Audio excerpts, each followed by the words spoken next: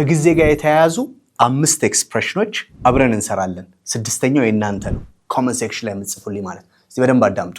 የመጀመሪያው በጣም ባለቀ ሰዓት እኮ ነው የነገረኝ፣ ስለ ጉዳዩ ባለቀ ሰዓት ነው የነገረኝ የሚለውን በእንግሊዘኛ ኤክስፕሬሽን እንስራው እስቲ።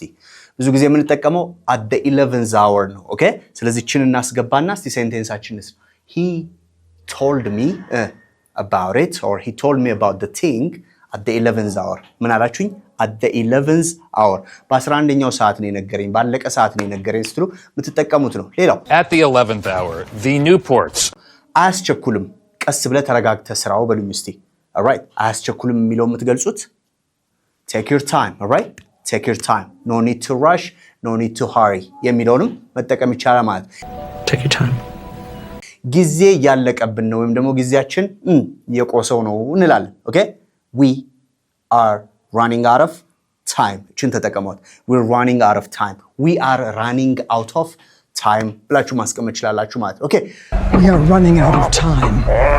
አይ ከጊዜው ቀድመን ወይም ደግሞ ሳያልቅብን ቀድመን እንገኛለን ወይ ቀድመን ነገሮችን ማከናወን እንችላለን ትላላችሁ። we will get there ahead of time። እችን በሏት እስቲ ahead of time። ahead of time ከጊዜው ቀድሞ አንድን ነገር ማከናወን ነው። getting material ahead of time። አምስተኛዋ ከመቅረት ማርፈድ የተሻለ ነው ወይ ደግሞ ካለ ማድረግ ዘግይቶም ቢሆን ያን ነገር ማድረግ የተሻለ ነው ትላላችሁ። better late than never። እስቲ በሉኝ better late than never። better late than never ካላችሁት ከመቅረት ማርፈድ ይሻላል እያለ ነው። better late than never።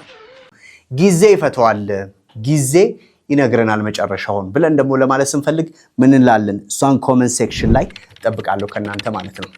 we'll see you next time. Bye.